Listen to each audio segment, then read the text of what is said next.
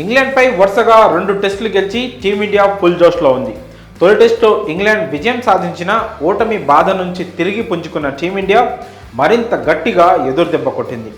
విశాఖలో జరిగిన రెండో టెస్టుతో పాటు ఇటీవల రాజ్కోట్ వేదికగా జరిగిన టెస్టులోనూ టీమిండియా అతిపెద్ద విజయాన్ని నమోదు చేసింది. ఏకంగా 434 పరుగుల తేడాతో ఇంగ్లాండ్ను టీమిండియా చిత్తు చేసింది.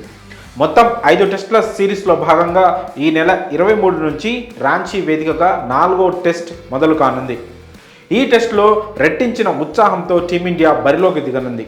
మరోవైపు ఇంగ్లాండ్ ఎలాగైనా 4వ టెస్ట్ గెలిచి సిరీస్ను సమం చేయాలనే పట్టుదలతో ఉంది.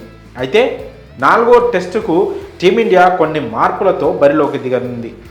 తొలి 3 మ్యాచ్ల్లో అద్భుతంగా రాణించిన జస్ప్రీత్ బుమ్రాకు 4వ టెస్టులో రెస్ట్ ఇవ్వనున్నారు. బుమ్రా స్థానంలో ముఖేష్ కుమార్ను జట్టులోకి తీసుకోనున్నారు. అలాగే గాయంతో జట్టుకు దూరమైన కేఎల్ రాహుల్ 4వ టెస్టుతో జట్టులోకి తిరిగి వస్తాడని అంతా భావించారు. కానీ గాయం నుంచి రాహుల్ ఇంకా పూర్తి స్థాయిలో కోలుకోని కారణంగా అతన్ని కూడా 4వ టెస్టుకు దూరంగా ఉంచారు. దీంతో 4వ టెస్టులో టీమిండియా ఒక్క మార్పుతో బరిలోకి దిగనుంది. బుమ్రా స్థానంలో ముఖేష్ కుమార్ టీంలోకి రానున్నాడు. అయితే ముఖేష్ను ప్లేయింగ్ 11లోకి తీసుకుంటారా లేదా అన్నది తెలియాలి. రాంచీ పిచ్ పరిస్థితులను బట్టి టీమిండియా ఎలాంటి ప్లేయింగ్ 11తో బరిలోకి దిగనుందో వేచి చూడాల్సిందే. అయితే 3వ టెస్టుకు ముఖేష్ కుమార్ను పక్కన పెట్టిన విషయం తెలిసిందే. బుమ్రా, సిరాజ్ను టీంలోకి తీసుకోవడంతో ముఖేష్ను పక్కన పెట్టారు. ఈ క్రమంలోనే వెళ్ళి రంజీ మ్యాచ్ ఆడాల్సిందిగా ముఖేష్కు బీసీసీఐ సూచించింది.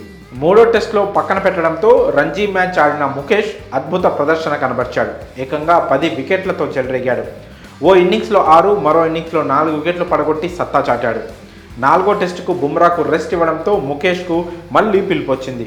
మరి బుమ్రాకు రెస్ట్ ఇచ్చి ముఖేష్ను తీసుకోవడంపై మీ అభిప్రాయాలను కామెంట్స్ రూపంలో తెలియజేయండి.